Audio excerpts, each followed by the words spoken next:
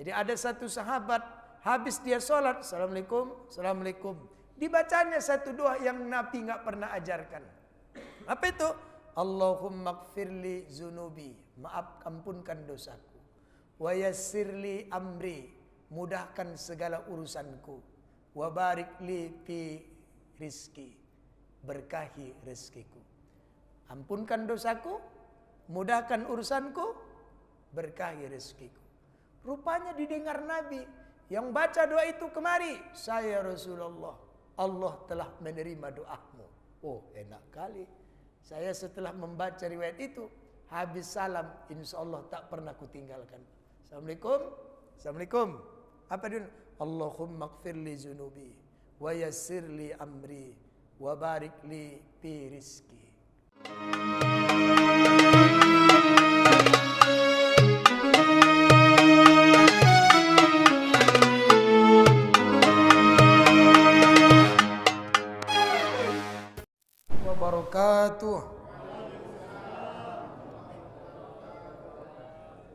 Hamdan wa syukran lillah, salatan wa salaman ala rasulillah, la hawla wa la quwwata illa billah. Bismillahilladzi la yadurru ma'asmihi syai'un fil ardi wa la fis samai wa huwas samiul alim, amma ba'du. Bersyukur kita kepada Allah dengan lafaz alhamdulillahi rabbil alamin. Bersolawat kita kepada Rasulullah sallallahu alaihi wasallam. Allahumma salli wa sallim wa barik ala sayyidina Muhammad. Mudah-mudahan kalimat syukur yang kita ucap, solawat yang kita perbanyak, tidak hanya berbuah nikmat di dunia, kita berharap berbuah syafaat saat kita berada di mahkamah pengadilan Allah. Amin ya rabbal alamin.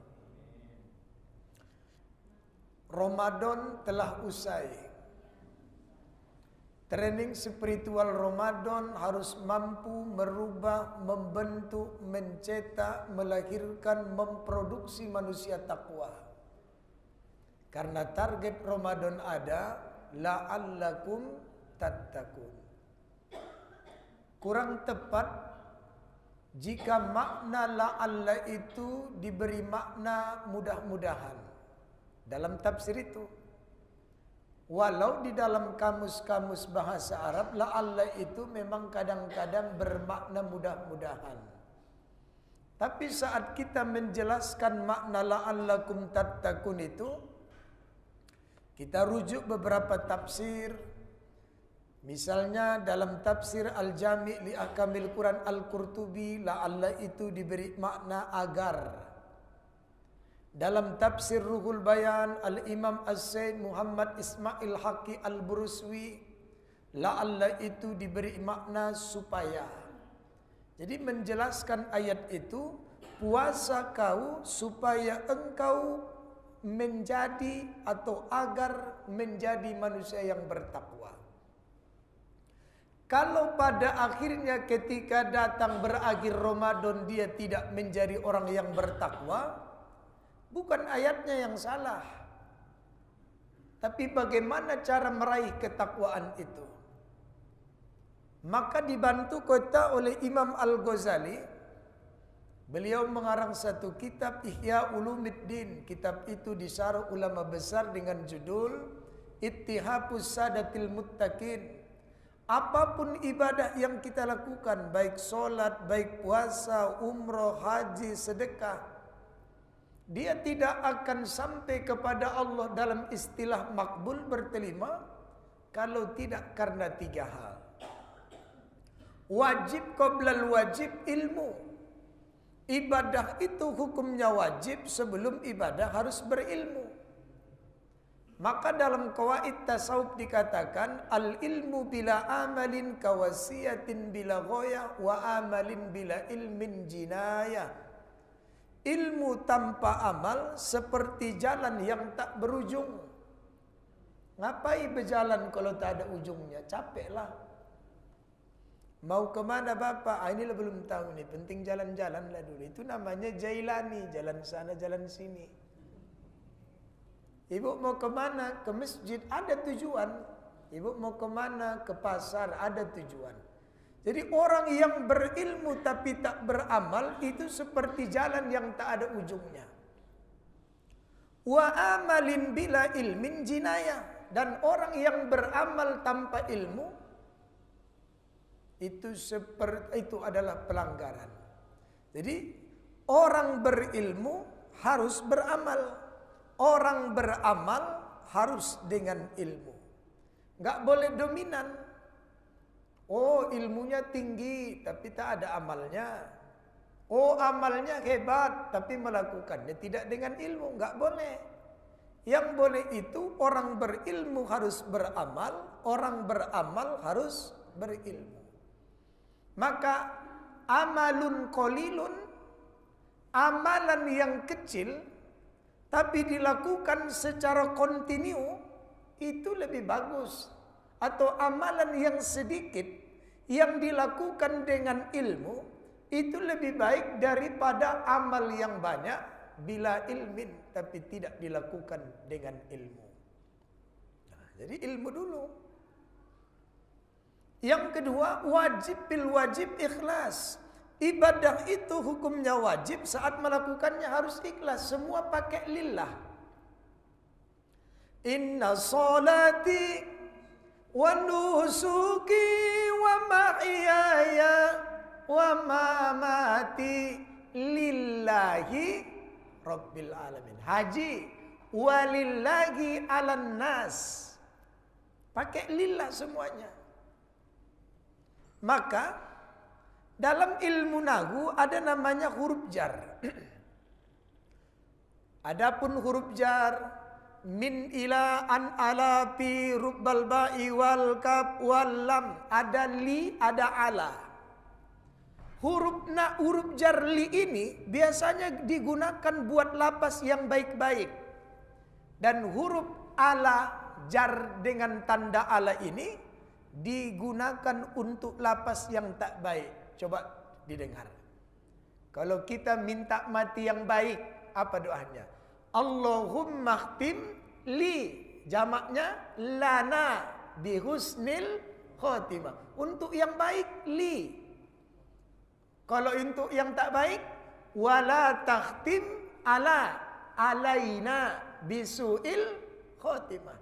Jadi untuk yang baik li, untuk yang tak baik ala.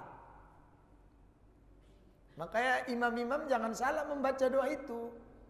Allahumma khtim lana, Allahumma khtim alaina bihusnil khotimah wala takhtim alaina. Nah, sama-sama pakai ala dua-duanya. Seharusnya untuk yang baik li, untuk yang tak baik ala. Apalagi contohnya? Oh, akhir surah Al-Baqarah. Laha ma kasabat wa alaiha maktasabat. Mereka memperoleh balasan dengan kebaikannya. Untuk yang baik laha li, dan mereka mendapat ganjaran dari kejahatan yang dilakukannya. Untuk yang tak baik alaiha, laha makasabat wa alaiha maktasabat. Atau bapak kalau pergi nengok orang menikah, apa doa yang diajarkan Nabi? Barakallahu li lakuma wa baraka alaikuma. Ini lain lagi. Masa menikah digunakan lapas yang baik dengan yang tak baik? Ada li lakuma, ada ala alaikuma. Karena dalam pernikahan itu kadang-kadang baik, kadang-kadang tak baik. Lagi banyak duit baik dia. Kalau nggak ada duit kurang baiknya. Contoh. Itu makanya seluruh ibadah itu lillah. Pakai karena Allah. Li, yang baik-baik. Berarti kalau ada orang melakukan ibadah itu pakai lapas ala, tak baiklah itu. Maka ibadah itu hukumnya wajib, saat melakukannya harus ikhlas. Ikhlas itu London murni, tak bercampur-campur. Ada rupanya orang solat bukan karena Allah, adalah. Solat kau enggak mau, beli dulu Honda. Beli dulu Honda baru dia mau solat. Inna solati wa sujuki wa Yamaha wa Kawasaki. Jadi solatnya karena Yamaha, bukan karena Allah lagi. Nah, ketiga, wajib ba'dal wajib khauf. Ibadah itu hukumnya wajib, habis ibadah ada perubahan. Jadi pada akhirnya ibadah itu cuma dua.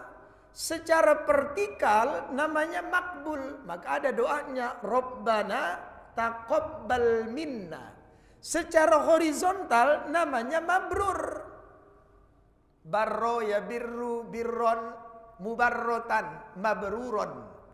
Artinya apa itu? Memberi kebaikan. Kebaikan itu untuk siapa? Memberi kebaikan untuk dirinya dan memberi kebaikan untuk orang lain. Jadi kalau ada orang melakukan ibadah tak mampu ibadah itu mendampak positif untuk orang lain, berdampak positif untuk orang lain, maka kurang mabrurnya. Ibu kalau bersedekah kan senang hati, tapi orang kan terbantu. Makanya di bulan Ramadan ada zakat fitrah, ada zakat harta. Zakat fitrah itu lebih afdol dikeluarkan di mana kita berhari raya. Ibu tinggal di Karya Kasih, ibu tinggal di apa namanya ini? Ya, belakang-belakang itulah, entah karya apa lupa dah. Itu Karya Bakti. Tapi ibu kampungnya misalnya di Padang. Ayo kita hari raya di Padang. Sampailah bapak di Padang 1 hari sebelum Idul Fitri. Maka zakat fitrah itu lebih afdol dikeluarkan di Padang, bukan di Medan. Tapi kalau zakat harta, lebih afdol dikeluarkan di mana harta itu berada. Kenapa? Karena tetangga kita lebih berhak terhadap harta kita daripada orang lain. Kalau awak banyak harta, tiba-tiba datang maling, apa dibiarkan tetangga maling itu masuk? Minimal batuk dia. Nah berarti tetangga kita ikut berpartisipasi menjaga harta kita. Maka zakat harta itu lebih afdol dikeluarkan di mana harta itu berada. Kenapa? Tetangga kita lebih layak dengan harta kita daripada orang lain. Masalahnya dia orang kaya, dia banyak duit, tapi nggak ada tetangga yang bilang dia orangnya dermawan. Dia lebih dikenal dermawan di kampung orang daripada di kampungnya. Berarti ada yang salah dengan harta bapak itu.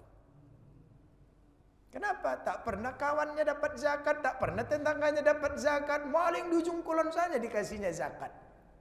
Tapi kalau ada apa-apa di rumahnya, tetangganya yang sibuk, bukan yang dari sana. Jadi wajib ba'dal wajib khauf. Ibadah itu wajib, habis ibadah ada perubahan. Namanya mabrur.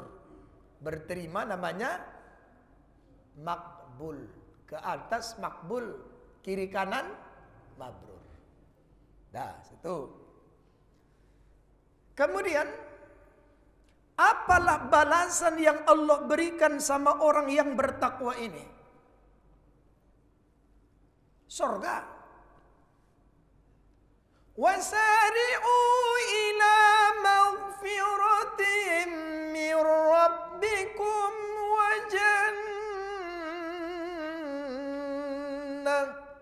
cepat kau bersegera, bercepat-cepat, ajil, bersegera, terburu-buru. Jadi terburu-buru itu sifat setan, tapi pada beberapa hal dibolehkan. Terburu-buru minta ampun kalau melakukan kesalahan. Terburu-buru melayani tamu. Terburu-buru membayar hutang. Jangan terburu-buru berhutang.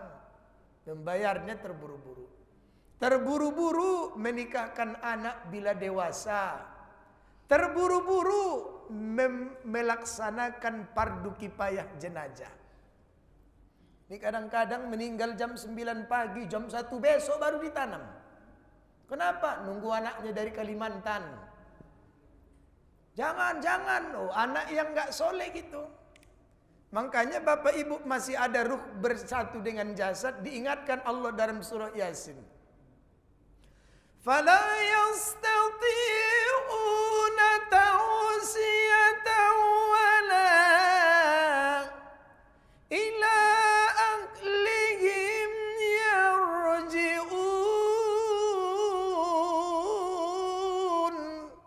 mati itu pergi tak kasih pesan, pulang tak bisa kirim wasiat.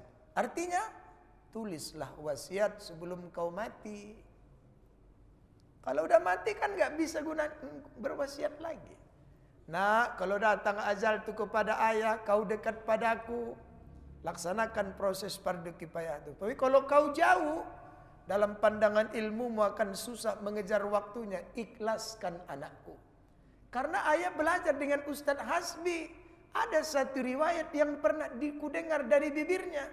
Bila mayit itu mayit yang beriman, bila kita telat-telatkan melaksanakan fardu kifayahnya, kita telah menghalangi dia untuk memperoleh kenikmatan dari Tuhannya. Jadi kalau anak yang sayang pada orang tuanya, mainkan.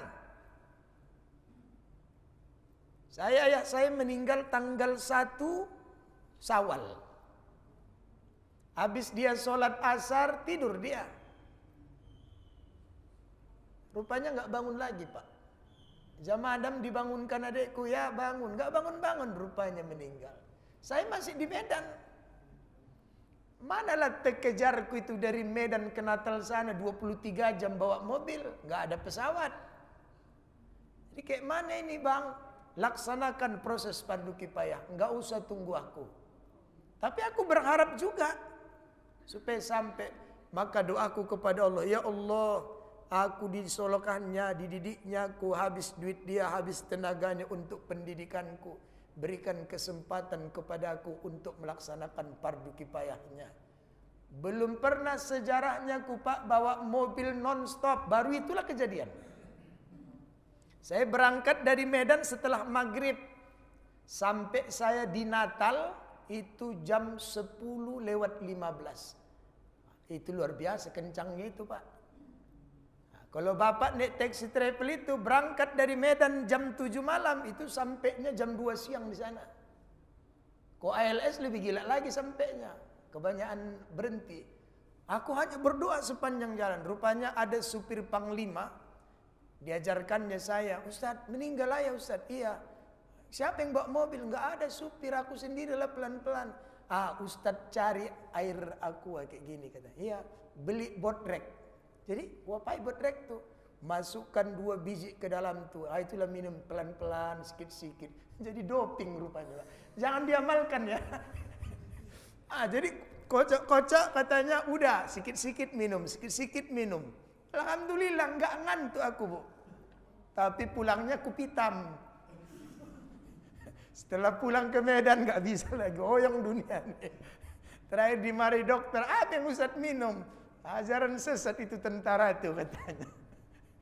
Jadi itu akhirnya Bu, saya yang memandikan ayah saya mengkafaninya, saya yang menjadi imamnya, saya juga yang membawa jasadnya sampai ke liang lahat. Berarti Allah dengar doaku. Nah itu. Jadi itu buru-buru. Nah apa itu buru-buru? Menggapai keampunan Allah. Wasari'u ila maghfiratin min rabbikum. Bersegeralah engkau kepada keampunan Tuhanmu.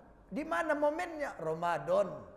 Ramadan itu kata dasarnya romado. Artinya membakar. Atau disebut juga romdo, menggugurkan. Artinya banyaknya aktivitas ibadah yang kita lakukan selama Ramadan diharapkan mampu romdo, menggugurkan dosa-dosa pelakunya di masa lalu. Nah, kalau dia sudah tak berdosa, apalah balasannya? Wajannatin, ku kasih kau surga kata Allah. Apa arti bahasa Arab surga itu?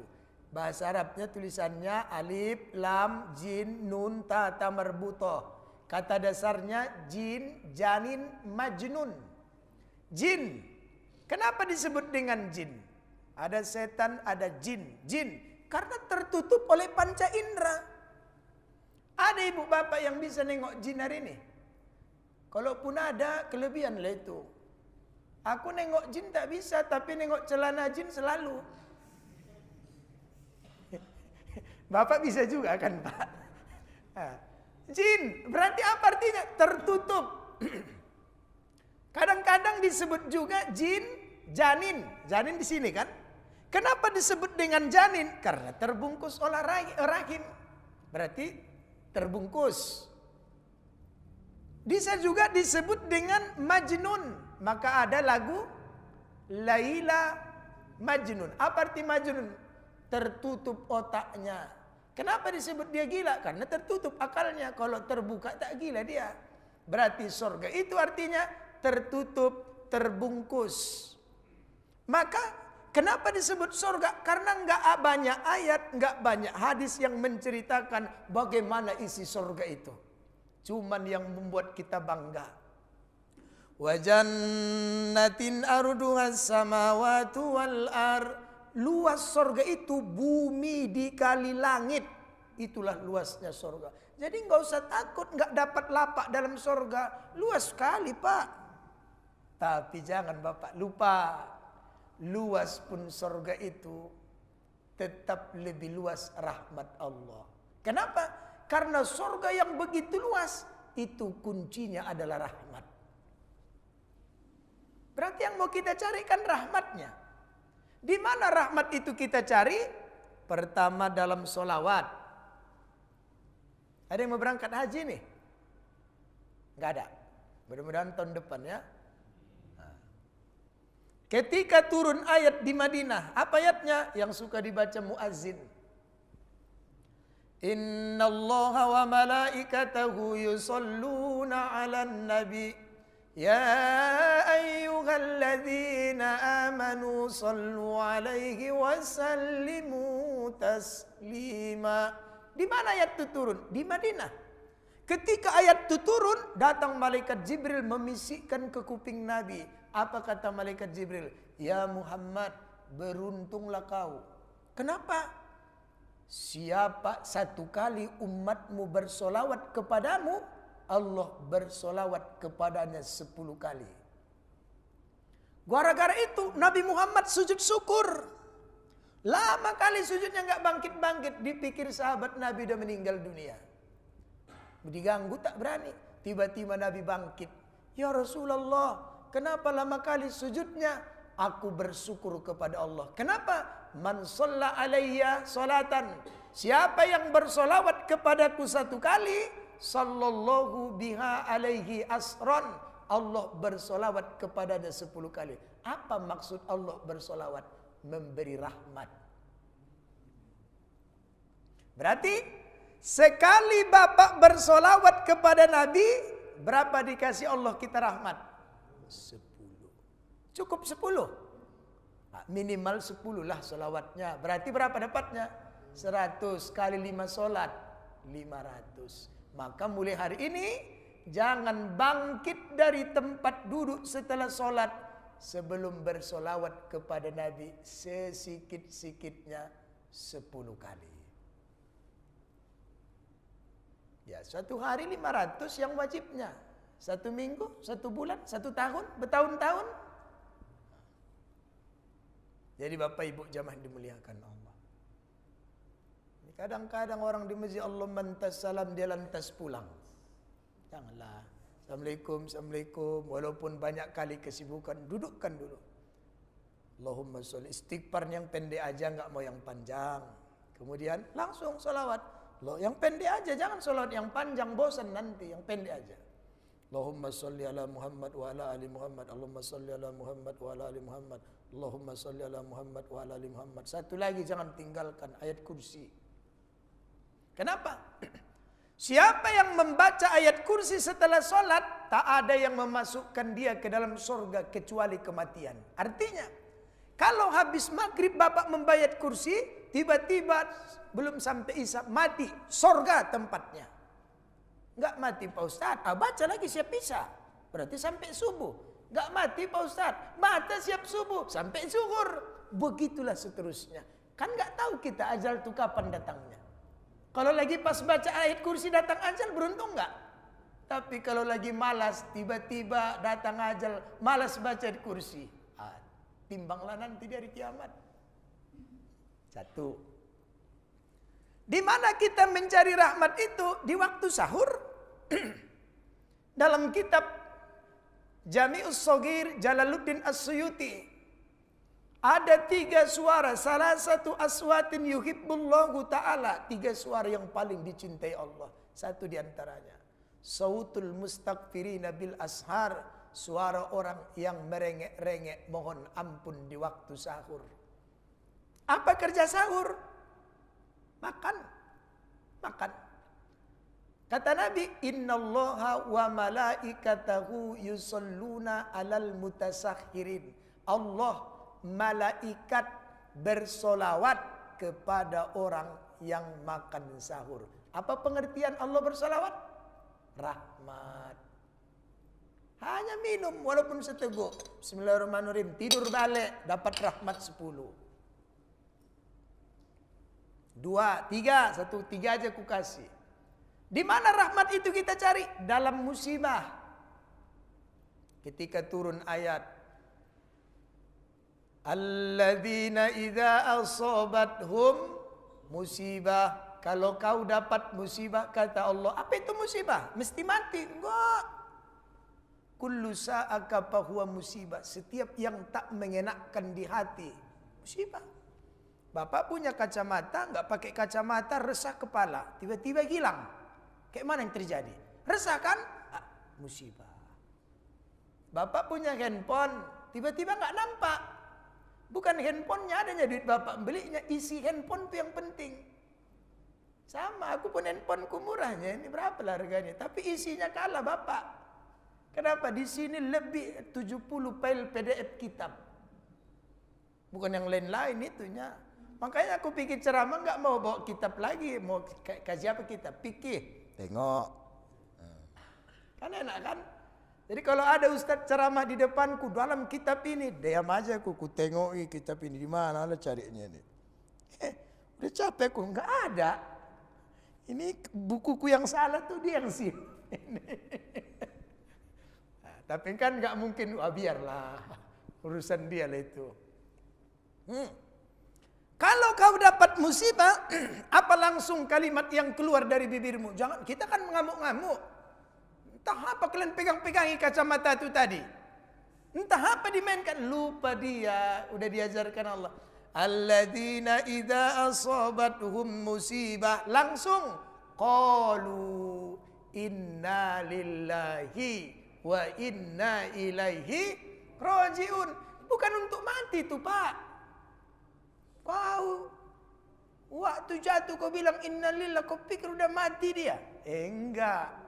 Innalillah itu setiap musibah yang tak menakkan hati. Kalau langsung kau ucap itu, kata Allah, ulaika alaihim solawatum mir rabbihim warahmah.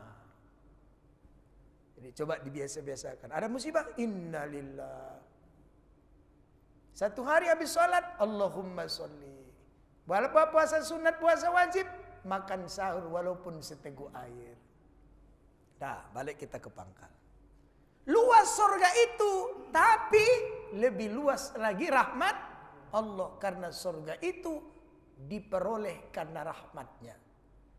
Makanya caperlah wak di hadapan Allah. Jangan di hadapan orang wak caper. Kalau di hadapan orang wak caper, wak sedih-sedihkan muka wak. Mau cair, mau tak cair. Kalau cair, alhamdulillah berhasil sandiwara. Kalau enggak cair, nyesal kali pun aku. Tapi kalau di hadapan Allah pasti cair.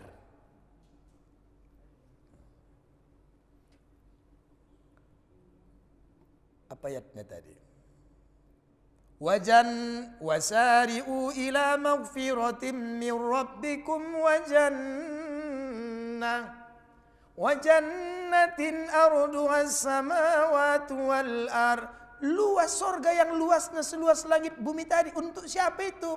Uiddat lil muttaqin. Disediakan Allah untuk orang-orang yang bertakwa. Jadi apa ciri-ciri orang yang bertakwa habis datangnya Ramadan ini? Berlalunya Ramadan. Alladzina yunfikuna fis sarai wad darra. Mereka tidak meninggalkan bersedekah. Mereka tidak meninggalkan berbagi dalam kondisi luang dan sempit. Bukan Bukan gara-gara banyak duit makanya aku bersedekah. Dikit sikit pun duitku aku bersedekah. Cuman kalau banyak duit sedekahku 100.000. Kalau nggak ada duit sedekahku 5.000. Kenapa dia harus bersedekah? Orang yang bertakwa itu tidak akan meninggalkan bersedekah walaupun 1 biji cabai. Ada di sini pedagang yang ada cabai-cabainya. Ada jualan sini. Jadi seperti pedagang Mandailing asli ya, Mandailing Medan aku tak tahu. Kami kan dulu belajar di pesantren, belanjanya hari Selasa, namanya Pekan Kayu Laut. Di Mandailing itu beli cabai bukan per kilo, per cuci tangan. Nah, anggaplah ini cuci tangan. Namanya tembok. Oh empung, nenek beli cabai 1 mangkok. Diambilnya lah cabai itu, dipenuhkannya. Putarnya lah kepalanya itu, diambilnya 2 biji. Ini saudara kompong makau ini. Rajin-rajin kau sedekah biar jadi ustad kau katanya. Walaupun 2 kan sedekah kan. Maka orang yang bertakwa itu dia tidak akan meninggalkan bersedekah walaupun 1 biji cabai. Karena dia yakin hadis Nabi. Ittaqun nar walau bisikin tamrah. Takutlah engkau ke api neraka walau bersedekah 1 biji kurma. Tahu bapak biji kurma semana besarnya? Segini. Kalau dibagi 2, segini. Sebesar kacang tojin. 1 kacang tojin yang kau berikan dalam bentuk sedekah, itu mampu memadamkan panasnya neraka. Jadi kalau ada bapak ibu pedagang-pedagang di sini, ada orang beli, kasih lebih-lebihkan sebiji 2 biji. Kalau pedagang jus, lebih-lebihkan airnya sedikit. Ya, kan sedekah ya kan? Jangan gini, jangan takut rugi. Udah harga sekian mau banyak pula. Nggak akan rugi bapak kalau nambahi air misalnya. Tambahi. Entah keberkahan itu bukan dari situnya. Yang ditambah itu yang berkah. Tambahi. Jadi pakai tambah-tambah, pakai bagi-bagi. Jangan pakai kali-kali, pakai kurang-kurang. Nggak bagus itu. Apa yang diamalkan? Tambah-tambah, bagi-bagi. Jangan kali-kali, apalagi kurang-kurang. Tambah aja. Ada pedagang es krim di sini. Mana? Udah lama tak makan es krim ini. Dia udah niatkan ini tambahan walaupun sedikit. Kemudian orang yang bertakwa itu dia tidak akan meninggalkan sedekah. Karena Nabi mengajarkan dia. Apa itu? Bantu doamu dengan sedekah. Itu suara ajan. Belum kan? Bantu doamu dengan. Kenapa doa kita nggak dikabulkan Allah? Karena kita lebih banyak merengek daripada berbuat. Malam bangun dia, anaknya ada yang mau tentara, ada yang mau jadi polisi, ada yang mau MPTN, ada yang mau jadi PNS. Banyaklah hajatnya. Malam, ya Allah, ya Allah, ya Allah. Pagi pelit. Seharusnya malam kau bersedekah kata Nabi. Bantu, puk, bagi. Begitu caranya. Apa hajatnya? Wih Pak Ustadz, anakku mau mencoba ini di Pertamina ini, doakan Ustadz. Malam dia, ya Allah, pagi. Sedekah subuh apa lagi? Nabi yang bilang, bantu doamu dengan sodako. Malam kau berdoa, pagi. Ini datang remaja masjid ke rumah, Pak. Bu, ada bapak? Belum pulang kerja. Seminggu remaja masjid itu datang ke rumah yang gak pulang-pulang lakinya. Terakhir dia kali remaja masjid, Pak. Kau tunggu di depan gang, aku depan rumahnya. Kau sebelah kanan, kau naik dari pucuk menara itu. Monitor, datang bapak tuh. Kawal, jangan sampai lari. Kenapa? Sangkan butuhnya larang tuh sama bapak. Makanya kalau tak mau berbagi, jangan jadi orang kaya. Siapa suruh bapak jadi orang kaya? Coba bapak orang miskin. Yuk ke rumah bapak tuh, udahlah makan aja dia payah, lewati aja lah katanya. Tapi karena bapak orang miskin, orang kaya, orang berharap. Pak remaja masjid, ngapain? Minta sumbangan bikin maulid. Begitu banyak manusia di gang nih, ke rumahku aja kalian datang. Oh ya Tuhan. Ya udahlah Pak, kalau Bapak nggak ngasih pulang aja lah kami. Nah, kasihnya 50.000. Makasih ya Pak. Tunggu apa lagi? Pulangkan 48.000 lagi. Oh. Katanya orang karya bakti ya Pak. Bukan ya. Nah, bantu doamu dengan sedekah. Kenapa kita harus bersedekah? Ini yang lebih penting lagi. Dawu mardokum bis sodakoh, obati penyakitmu dengan sedekah. Ada penyakit yang nggak bisa disembuhkan dengan medis. Di check up, medical check up nggak ada, jantung, liver semuanya bagus, tapi resah aja, malam kesetanan, badannya panas. Udah lupa dia bersedekah, pergilah dia ke orang yang agak pintar katanya. Mulailah di Terawang misalnya,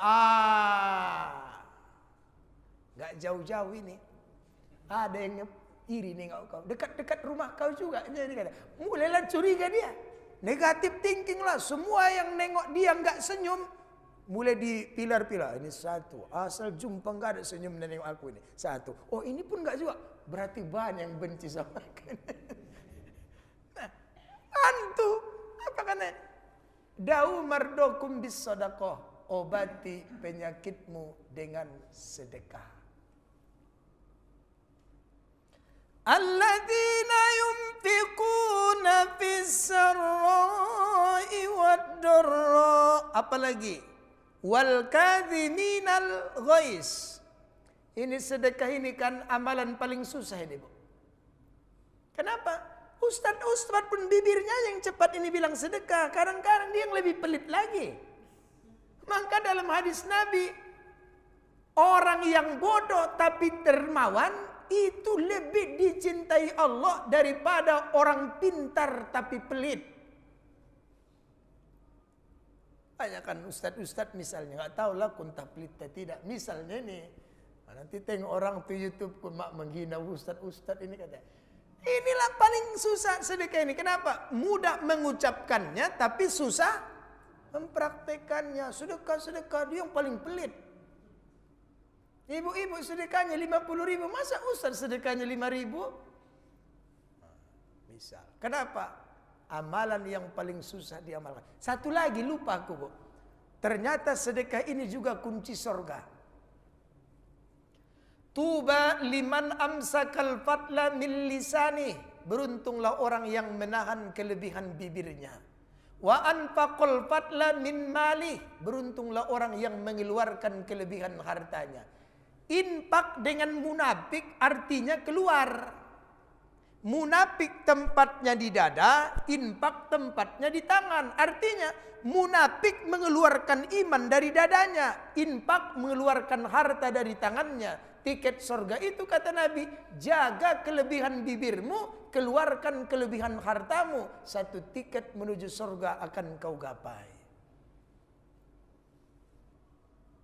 Mana masih bersedekah habis Ramadan ini? Jadi ada Dr. Yusuf Kardawi mengarang kitab namanya Fiqhus Syam. Dalam hadis Nabi, siapa yang memberi makan 36 orang berbuka puasa, itu sama dengan nilainya memberi makan orang berbuka puasa 360 orang. Aku baca hadis di Ramadan. Mak, kepingin aku mengamalkan hadis nih. Cuman kalau tiap hari bersedekah nasi kotak Garuda kali 30.000 kali 36 kali sebulan, habis THR-ku. Kayak mana caranya ini? Kuakala kali. Oh nek, ya Ustadz, berapa lah buka puasa di tempat kita ini satu hari? Sekitar 50-an orang Pak Ustadz. Berarti kan satu orang satu piring. Ku beli kurma, ku bikin di piring tuh satu. Kan tadi hadisnya 36, ini udah 50 Pak. Kenapa? Aku ingin menggapai. Lama-lama ku rasa diperhatikan orang yang parah lah Ustadz. Satu-satu dikasih. Itulah tadi payah mengamalkannya Pak. Nah, rencananya ku beli kurma berkotak-kotak nggak habis-habis. Nek, kenapa nggak habis-habis kotaknya? Nggak nenek hidangkan rupanya. Nggak laku kurma Ustadz bulan ini. Jadi yang laku apa? Semangka. Oh, karena semalam kan panas. Ku beli semangka, ku potong-potong kecil-kecil lebih 36. Satu piring, satu. Kenapa? Ingin mengamalkan hadis Nabi. Ya, itulah pula mampuku, Pak. Kalau Bapak mampu banyak, silahkan. Ya. Alladzina yunfikuna fis sarra'i wad dharra wal kadhiminal ghaiz. Ini ciri-ciri yang kedua orang bertakwa itu. Dia menjaga amarahnya. Kata Umar bin Khattab, orang yang kuat bukan orang yang menanggulat. Orang yang kuat, orang yang mampu menahan marah saat dia mampu untuk marah. Kau sepakkan kau, tapi dijaganya.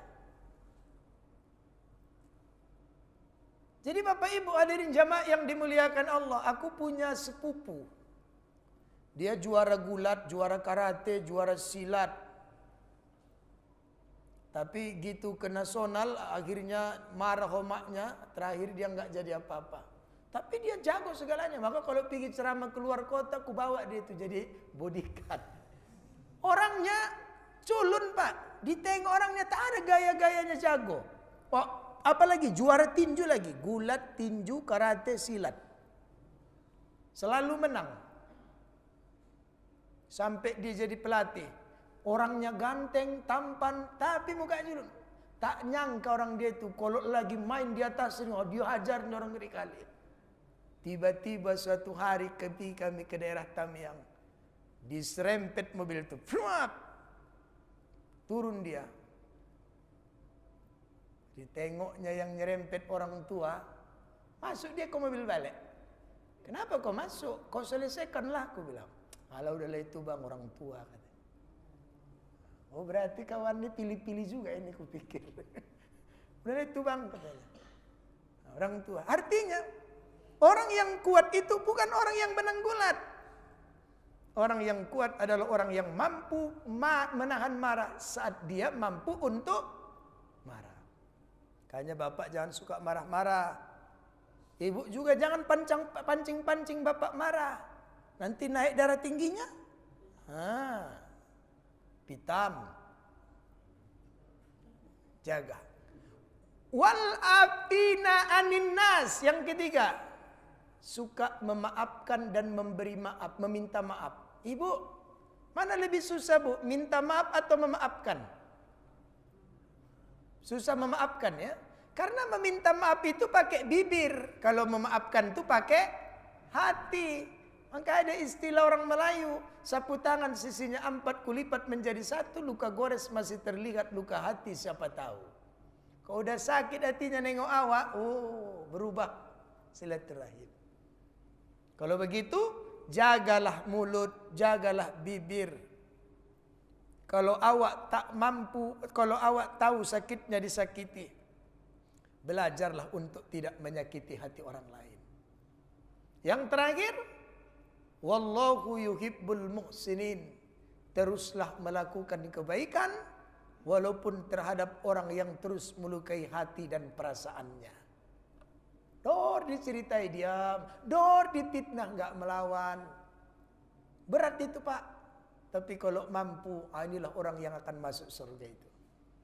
Sekali dua kali bisa lah Ustaz. Aku kan manusia bukan malaikat. Kata, oh datanglah masuk kan. Aku memang nunggu-nunggu itu yang lama lah ini kupikir. Rupanya berakhir juga waktu. Jadi Bapak Ibu jamaah yang dimuliakan Allah. Apa yang kita lakukan dengan berakhirnya Ramadan ini? Pertama, kita berharap ibadah diterima. Yang kedua, kita cemas dosa tak digugurkan. Yang ketiga, kita takut apakah Ramadan yang akan datang masih berada bersama kita. Kalau begitu berdoa, ya Allah, terimalah amalku, maafkan dosa dan kesalahanku, pertemukan aku dengan Ramadan berikutnya. Mudah-mudahan Allah kasih kita kesehatan, kekuatan, diberikan keberkahan, kuajalkan satu amalan sebelum kita bertutup dengan doa. Jadi ada satu sahabat, habis dia sholat, Assalamualaikum, Assalamualaikum, dibacanya satu doa yang Nabi nggak pernah ajarkan. Apa itu? Allahumma gfirli zunubi, maaf ampunkan dosaku. wa yassirli amri, mudahkan segala urusanku, wa barik li fi rizki, berkahi rezekiku. Ampunkan dosaku, mudahkan urusanku, berkahi rezekiku. Rupanya didengar Nabi yang baca doa itu kemari. Saya Rasulullah, Allah telah menerima doamu. Oh, enak kali. Saya setelah membaca riwayat itu, habis salam, insya Allah tak pernah kutinggalkan. Assalamualaikum. Assalamualaikum. Apa dia? Allahumma gfir li zunubi, wa yassir li amri, wa barik li fi rizki. Maafkan dosaku, ampuni dosaku, mudahkan urusanku, berkahi rezekiku. Hafal itu dah, hafal. Sekali lagi. Allahumma gfirli zunubi, wa yassirli amri, wa barikli fi rizki. Mudah ya? Dipegang jantung Pak, begitu itu mengamalkannya. Apa yang kudengar dari guruku hari ini, ya Allah, simpan dalam hatiku, bantu aku untuk mengamalkannya dengan istiqomah. Itu apa yang diajarkan Syekh Nawawi. Setiap dia belajar, setiap dia membaca, setiap dia mendengar sesuatu kebaikan, dipegang jantung tuh. Minta kepada Allah supaya tersimpan dan mudah mengamalkannya. Sekali lagi terakhir, Allahumma gfirli zunubi, wa yassirli amri, wa barikli fi rizki. Billahi taufiq wal hidayah. Assalamualaikum warahmatullahi wabarakatuh.